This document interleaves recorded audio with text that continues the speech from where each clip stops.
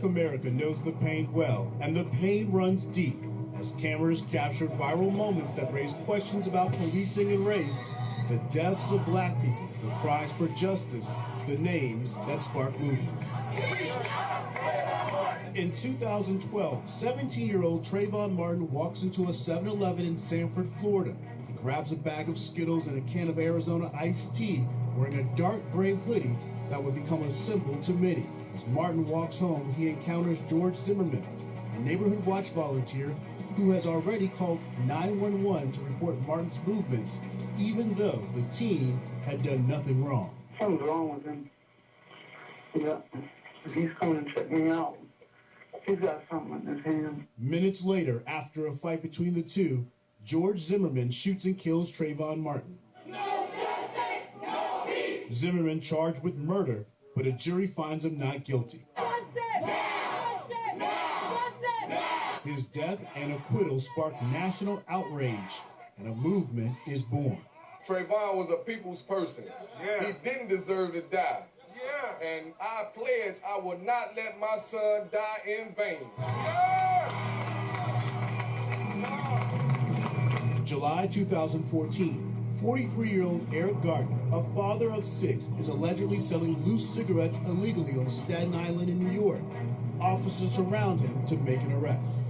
I'm minding my business. Please just leave me alone. Officer Daniel Pantaleo is seen wrapping an arm around Gardner's neck before pulling him down to the ground. As Pantaleo forces Gardner's head into the sidewalk, Gardner is saying he dies shortly afterward. 5 years later, Pantaleo is fired after it is determined he used a chokehold banned by the NYPD. But long before that day, Gardner's last words become a national cry for help and social justice. I can't breathe. August 2014, 18-year-old Michael Brown is shot by a police officer. His death sparks days of protests and riots in the city of Ferguson, Missouri. While the city burns, two narratives emerge, one that Brown was unarmed and surrendered when he was shot. The other story from Officer Darren Wilson is that Brown was told to get out of the street, and during a confrontation, the teen tried taking his gun. The officer says he feared for his life when he shot and killed Brown. This time, the cry is the chant, "Hands up, don't shoot."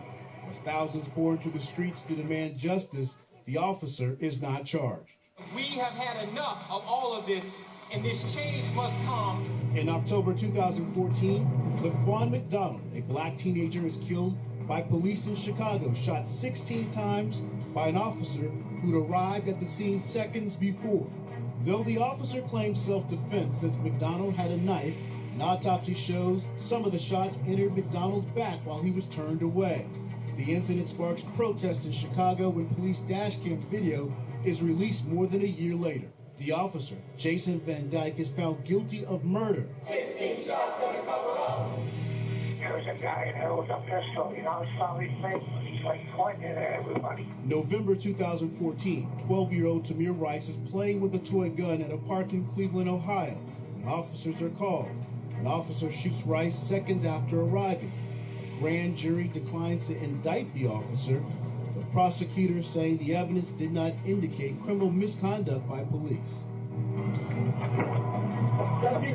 In April of 2015, in North Charleston, South Carolina, Walter Scott was pulled over for a broken brake light. An eyewitness captured the tragic outcome. Walter Scott was shot and killed by Officer Michael Slager, who was later convicted and sentenced to 20 years for murder.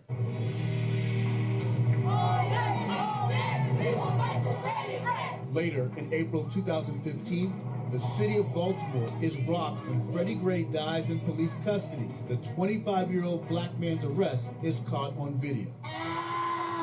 The Baltimore Police Department charges Gray for possessing a knife. After being transported in a police van, Gray falls into a coma and is taken to the hospital where he dies later of a spinal injury.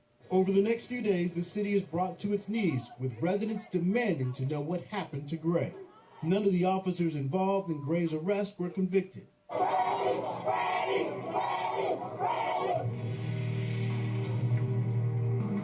In 2015, Sandra Bland is pulled over for a minor traffic violation by State Trooper Brian Encina. You mind putting out your cigarette, please? Don't mind. I'm in my car, but I have to put out my cigarette. Well, you can step on out now. Their exchange escalates, resulting in Bland's arrest. The video shows how quickly the interaction turns. Get out of the car! And then I will light you up. Bland is found dead in her cell days later. Her death ruled a suicide. I told him not to reach for it. I told him to get his hand out. In July of 2016, Philando Castile gets pulled over. His girlfriend, Diamond Reynolds, and her 4-year-old daughter are in the car when she starts using her phone to live stream the interaction. Officer Geronimo Yanez opens fire, killing Philando. Oh my God, please don't tell me he's dead. The community rallies behind the Castile family, a beloved school cafeteria supervisor.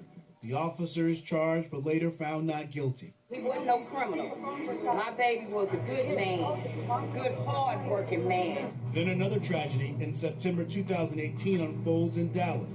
No justice, no peace. No justice, no peace. 26-year-old Botham John is shot and killed by Dallas police officer Amber Geiger while sitting in his own home. So I'm calling on the Dallas officials. Please, come clean. Give me justice for my son. A jury later found Geiger guilty, and she was sentenced to 10 years for murder. In March of 2020, Breonna Taylor, an EMT, and her boyfriend Kenneth Walker are in her apartment in Louisville, Kentucky, when just before 1 a.m., 3 plainclothes officers arrived to execute a search warrant in a drug case. Taylor and her boyfriend think someone is breaking in when police kick down the door. Kenneth Walker grabs his legal firearm and starts shooting, hitting one officer in the leg. Officers return more than 20 rounds, killing Breonna Taylor.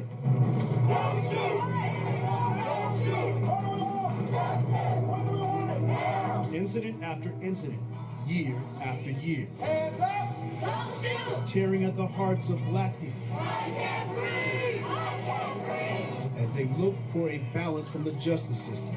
No justice, no peace! The stories, the names, well known, the pain runs deep. Brian Young, CNN Chicago. And now we have George Floyd dead in Minneapolis over an incident involving $20.